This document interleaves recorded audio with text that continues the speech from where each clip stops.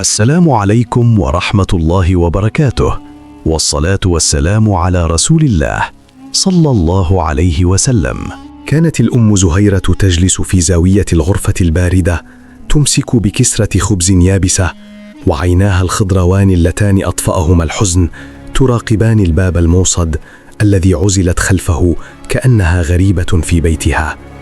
وعلى طاولة الطعام العامرة كانت فائزة الابنة الكبرى تنظر نحو غرفة أمها باشمئزاز، وهي تتقلب في النعيم الذي بنته من عرق وشقاء تلك العجوز الملقاة في الظلام.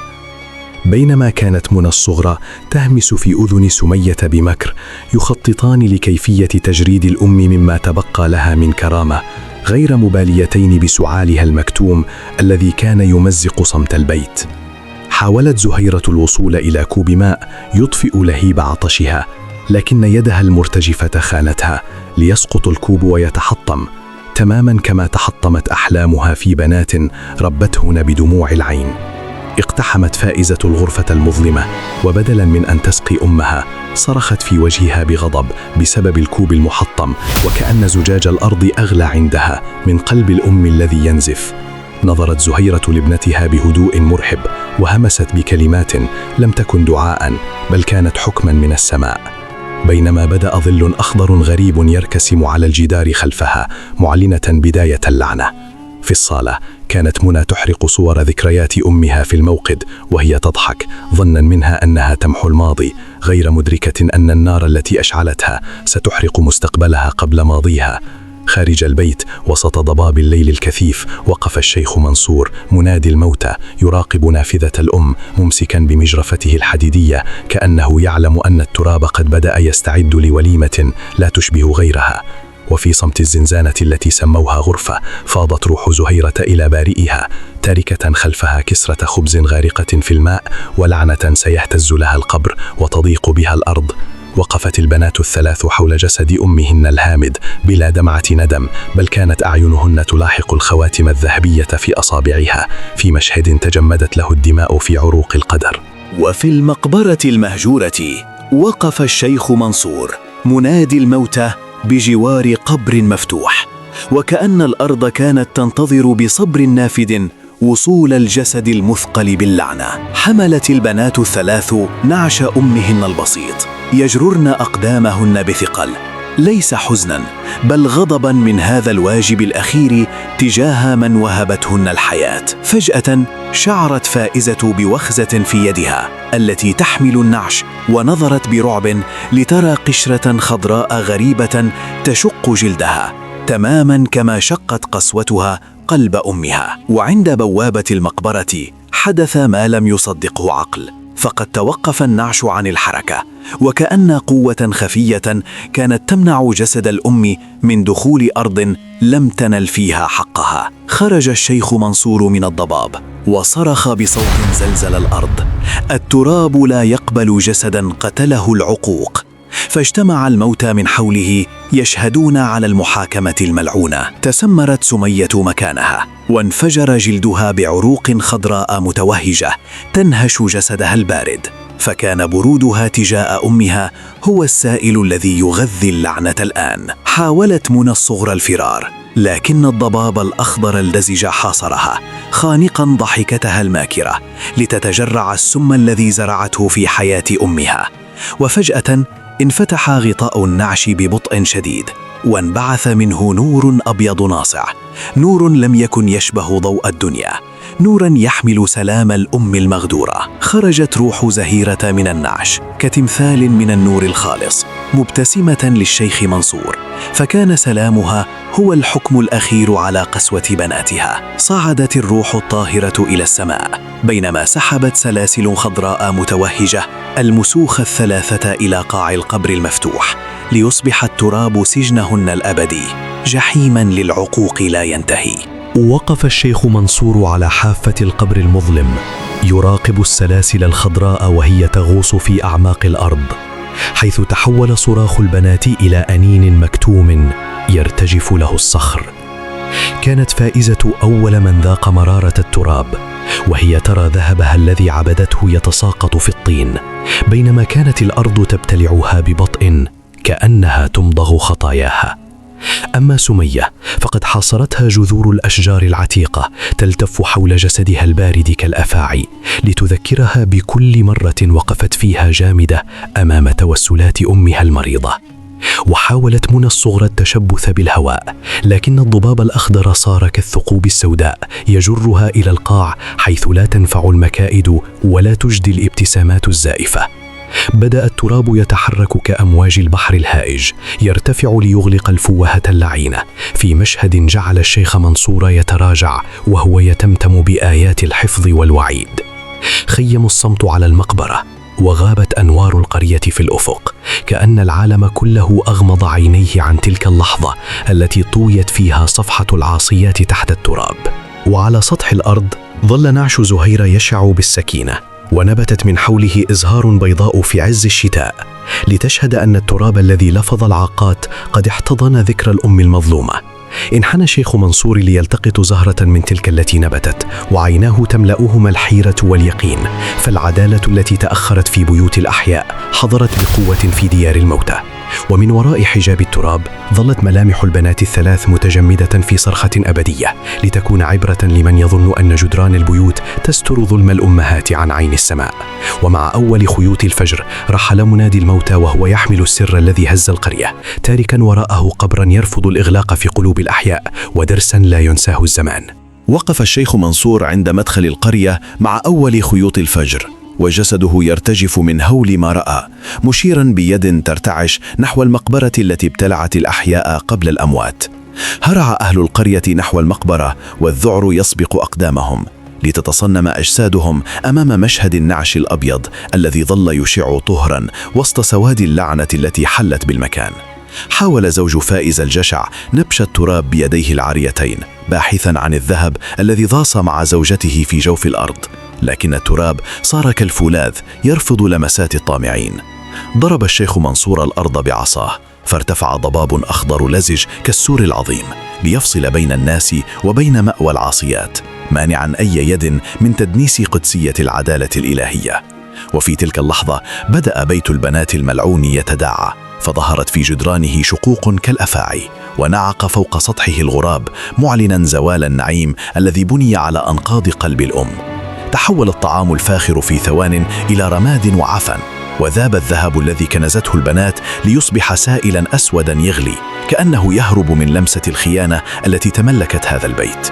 وقفت عجوز من القرية تهمس للصغار بحكاية القبر الذي رفض الإغلاق، لتعلمهم أن دعوة المظلوم ليس بينها وبين الله حجاب، فكيف إذا كان المظلوم هو الأم؟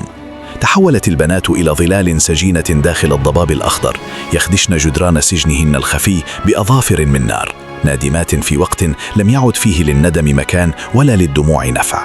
أغلق منادي الموتى بوابة المقبرة بسلاسل من حديد، تاركا العاصيات لعدالة القبر، وطاويا صفحة الغدر التي هزت كيان القرية وأرعبت قلوب الساكنين.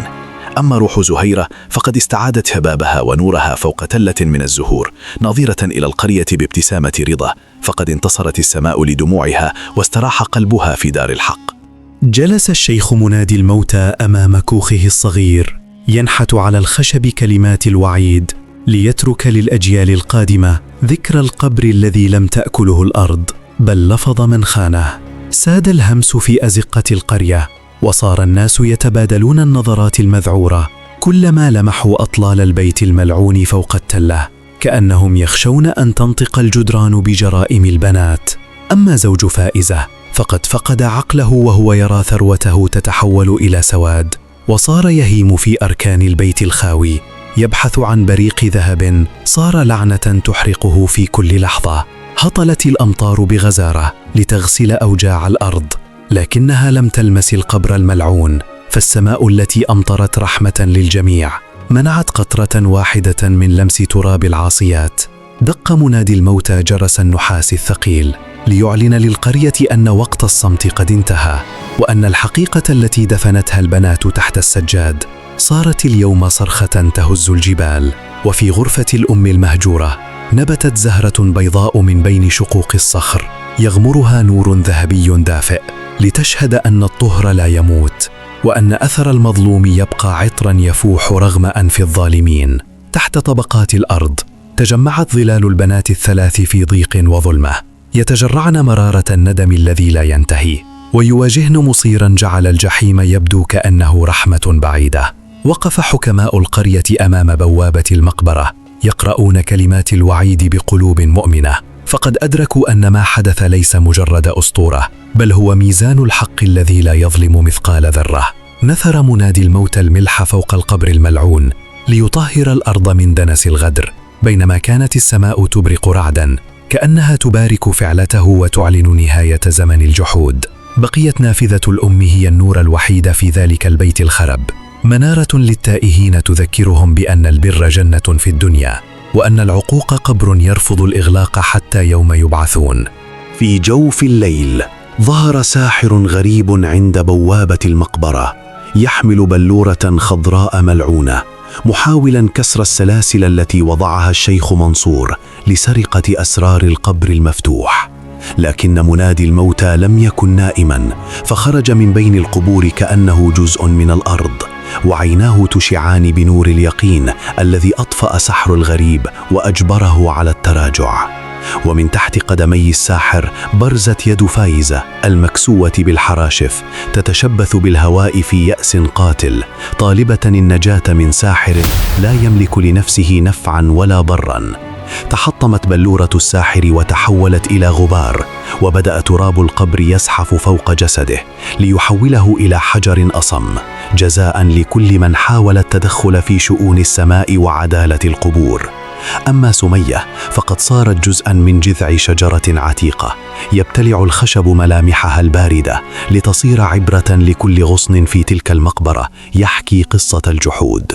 وطاردت أسراب الغربان منى الصغرى في ممرات المقبرة تنقر روحها الماكرة، بينما كانت الأرض تجذب أقدامها نحو الأسفل مع كل خطوة هرب مستحيلة.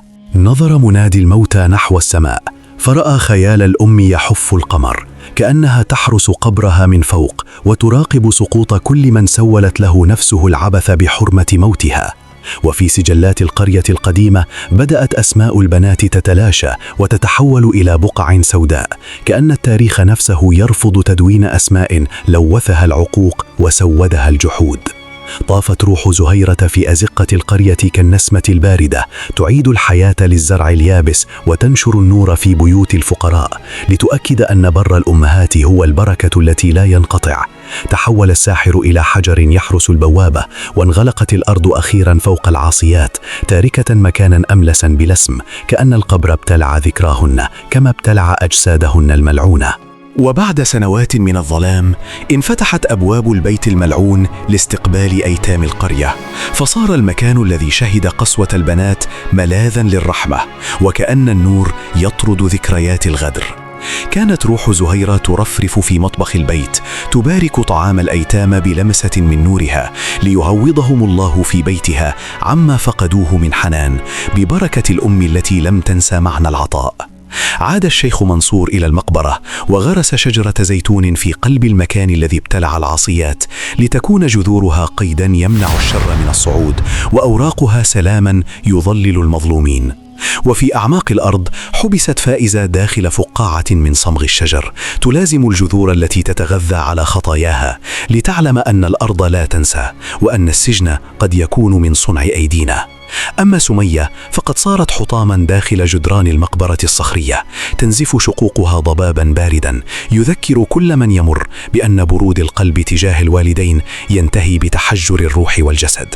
وظلت منى تجري في حلقة مفرغة داخل مرآة الوهم يمسك بها تمثال الساحر المتحجر، لتواجه حقيقتها المأكرة وجها لوجه إلى أبد الآبدين.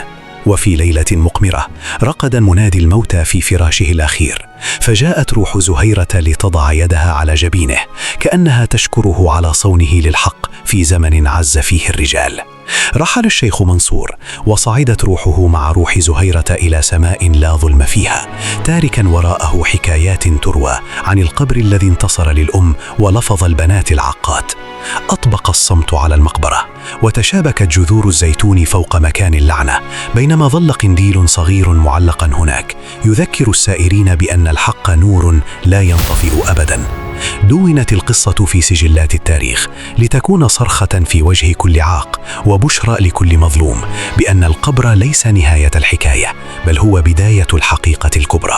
ومرت العقود وصارت شجرة الزيتون العتيقة التي غرسها الشيخ منصور حارساً على القبر الملعون تضرب جذورها القوية في عمق الأرض لتمنع الشر من الارتفاع مرة أخرى. جلست عجوز من القرية تروي للصغار حكاية القبر الذي رفض الإغلاق، لتعلمهم أن دعوة المظلوم تفتح لها أبواب السماء، وأن بر الوالدين هو النجاة الحقيقية.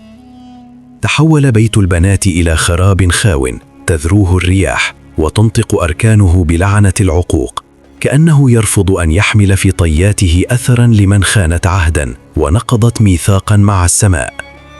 وفي مكان قريب بنيت مدرسة لبر الوالدين يتعلم فيها أطفال القرية قيم الرحمة والعطاء، ليمسحوا عار العقوق الذي لوث جبين التاريخ في هذا المكان. بقيت فائزة محبوسة في عمق الأرض متحجرة داخل جذور الشجرة، تتجرع مرارة الندم في وقت لم يعد فيه الندم مكانا، وصارت عبرة لمن يبيع حب أمه ببريق الذهب. تحولت سمية إلى جزء من لحاء شجرة عتيقة يبتلع الخشب ملامحها الباردة، لتشهد أن الجمود تجاه الوالدين ينتهي بتحجر الروح والجسد في ميزان الحق. وظلت منى الصغرى تجري خلف خيال مرآة الوهم يمسك بها تمثال الساحر المتحجر، لتواجه حقيقتها الماكرة في سجن صنعته أظافرها الملوثة بالخيانة. أما روح زهيرة فقد استعادت شبابها ونورها فوق تلة من الزهور، ناظرة إلى القرية بابتسامة رضا، فقد انتصرت السماء لدموعها واستراح قلبها في دار الحق. انطوت صفحة الألم وبقيت حكاية الغسال شعلة من الأمل، تذكرنا بأن البحر يخفي أسراراً أكبر من عروش السلاطين وأبقى من طمع البشر. وهكذا بقيت أسطورة القبر الذي يرفض الإغلاق حية، تذكرنا بأن التراب لا يستر ظلم الأمهات عن عين السماء، وأن الحق نور لا ينطفئ أبداً. وبكده يا جماعة تكون القصة بتاعت النهاردة انتهت، وشكرا لكم على المتابعة للنهاية. كان معكم عمرو يوسف، ودي قناتي على اليوتيوب. يا ريت بقى تكتبوا لي بتتابعوني من أي بلد عربي أو أجنبي، ويا ريت تعرفوني الساعة كام عندكم دلوقتي، وانتظروا إن شاء الله في القصة القادمة.